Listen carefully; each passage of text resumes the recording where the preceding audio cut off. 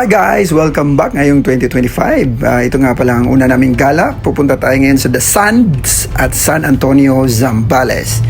So ito yung biyahe namin. Napakaganda ng view dito guys pag papunta doon sa Subic. Mag-isa na tong tunnel na to. Napakaganda ng view niya. Hindi kayo maboboring talaga sa biyahe.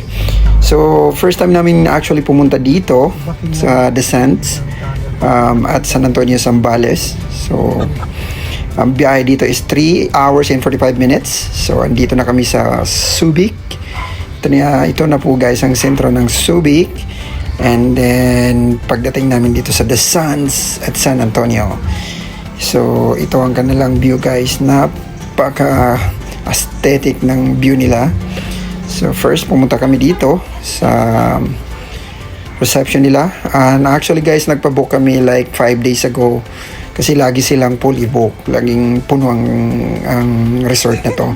So, we doing room check. So, ito. Ang kinuha namin nga palang room guys is dalawang queen size bed sa loob. So, kaming pamilya, 6 packs yung adults plus 3 years old naming son. So, tinignan namin, kasama namin si ate. Napaka-aesthetic ng room nila. Napakalinis. Kompleto na dito guys. May flat screen TV na like 50 inches. Wi-Fi na din. At look at naman, napakagandang view dito sa room namin. Ito na makulit kong 3 years old na anak. So tinignan namin yung view. Napaka-relaxing guys. Lalo na pagkagising mo, kitang-kita mo yung dagat. Chinek din namin ang kanilang CR at napakaganda, napakalinis. Gusto namin yung design ng CR na kompleto yung mga gamit sa CR. Meron pa nitong smart mirror, napakaganda. May ilaws. Yan, napakalinis. Kompleto to, may mga small ref din sila. Yan, kung meron kayong dalang pagkain, pwede nyo ilagay dyan. So, actually yung resort na to, meron siyang 3 infinity pool na malalaki. Hindi naman sa yung kalakihan, mga malaki na din. Around 5 feet yung pinakamalalim. And yan, may tanawin siya.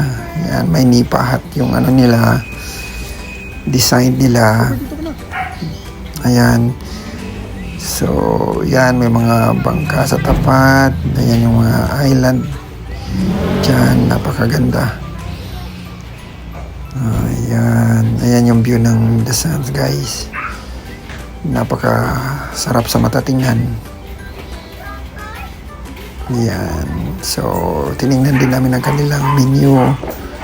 Napakasarap ng pagkain nila guys. Yung kinuha namin palang overnight is pre-breakfast na siya. Binayaran namin is 12,245. So, yan yung kinuha naming dinner. And look at guys, napakandang astonishing sunset na nakuha namin sa resort nila. Napakaganda. Grabe. Siya nga pala guys, kami nagdala kaming Bluetooth speaker dito. Pwede ka magpatugtog, pwede ka rin mag-video kaya pag tumatanaw. Hindi ko lang nakuhanan dyan kasi nga gusto ko focus muna dyan sa sunset. So napakaganda talaga ng view ng sunset. Tuwan-tuwa ang aking mag-ina guys. Look at guys, yes, napakaganda. Tapos yan guys, meron kaming kinabukasan. So si kuya ng isa sa mga caretaker sa Dasan, sabi niya na pwede kami mag-highland hopping. So ito kinuha namin. 2 island lang, island na pinuntahan namin. So ang binayaran namin dito kasi is 3,000. So pwede kayong pumunta sa pinunta namin is Anawagin Cove at saka Talisayin. So napakaganda. So papunta kami dito sa Anawagin Cove. Makikita mo talaga yung mga rock formation. Yan, napakaganda ng scenery guys. Dito naman sa pinuntahan namin sa araw na to, Medyo makulimlim siya, kinabukasan na to, the other day. Medyo makulimlim siya, hindi naman siya masyadong maalon. Kita naman na hindi siya, pero malakas yung hangin, malakas talaga ang hangin.